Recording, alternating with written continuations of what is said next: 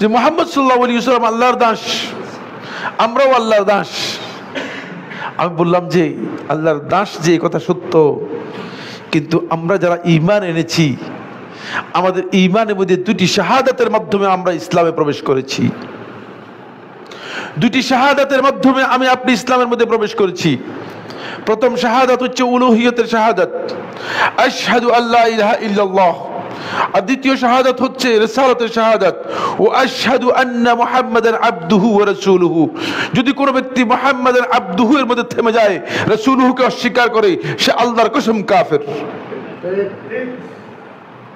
কাফের যে কোনো সন্দেহ নেই, থামার কোনো জায়গা নেই এখানে।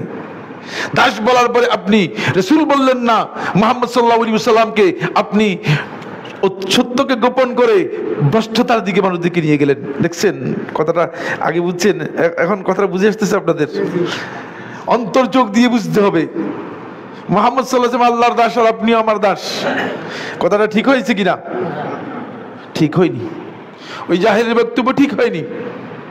কারণ মুহাম্মদ সাল্লাল্লাহু আলাইহি ওয়াসাল্লাম যেখানে দাসের কথা বলা হয়েছে, যেখানে আল্লাহ রাব্বুল আলামিন তাকে আল্লাহর দাস হিসেবে বলেছেন, সেখানে আল্লাহ রাব্বুল আলামিন আমার আপনার কাছ থেকে এই স্বীকৃতি নিয়েছেন যেন আমি আল্লাহ রাব্বুল আলামিনের গোলামের সাথে আল্লাহর রাসূল হিসেবে তাকে স্বীকার দিই। যদি আল্লাহর রাসূল হিসেবে স্বীকার না দিয়ে থাকি তাহলে আমি কাফের।